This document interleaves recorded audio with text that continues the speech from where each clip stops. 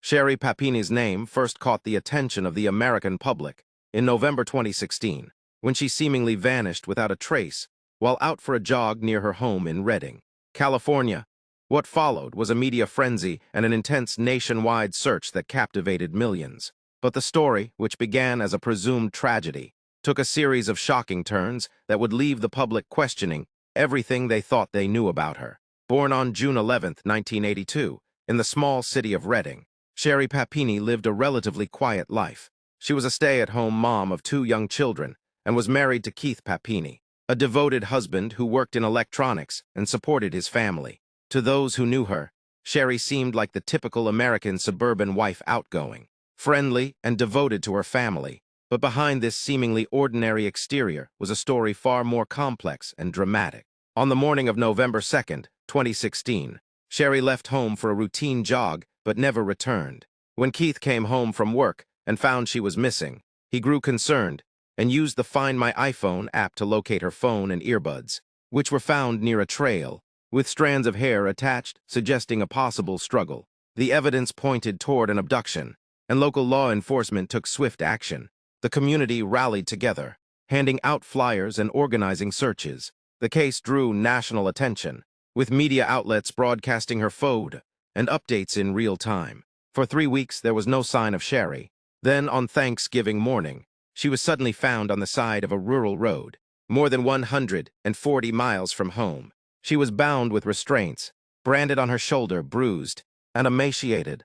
Her shocking reappearance reignited media interest. She claimed she had been abducted by 2 Hispanic women who held her captive, physically abused her, and then released her without explanation. The FBI launched a full investigation into her account, while the public largely viewed her as a survivor of a horrifying crime. But as the investigation unfolded, the narrative began to crack. For years, investigators struggled to validate key parts of her story. The composite sketches she helped produce didn't lead to any suspects. Her statements were inconsistent, and evidence began surfacing that contradicted her version of events. Despite the lack of proof, she and her family continued to receive sympathy and support from the public, along with donations raised through crowdfunding platforms. Behind the scenes, however, federal agents were quietly building a case. In 2020, using DNA evidence found on Sherri's clothing, the FBI made a breakthrough. The DNA matched that of an ex-boyfriend living in Southern California. When confronted, the ex-boyfriend admitted that Sherri had not been abducted. She had voluntarily stayed with him for the entire time she was missing. He told investigators that Sherri had reached out to him, claiming she needed to escape an abusive relationship and asking him to pick her up.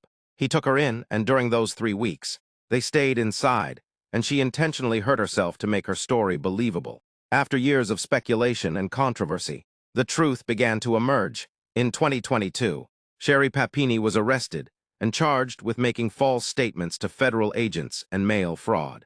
She pleaded guilty in April of that year, admitting that she had staged the entire abduction.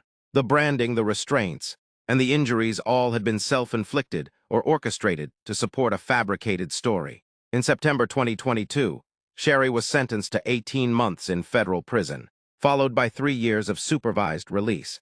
During her court appearance, she tearfully apologized, admitting that she had lied and hurt many people, including her family, law enforcement, and the community that had supported her.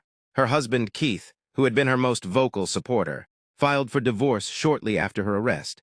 In legal documents, he cited the emotional damage done to him and their children and sought full custody. The story, once a tale of a woman's resilience in the face of danger, had unraveled into a cautionary narrative about deception, mental health, and the consequences of falsehoods. Sherri Papini's case sparked widespread debate. Many questioned how someone could go to such lengths to fabricate a kidnapping.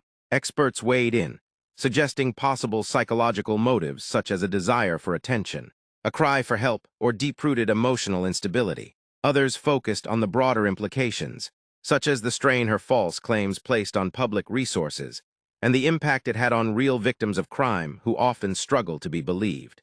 Despite her fall from grace, Sherri's story remains a compelling chapter in the complex world of true crime.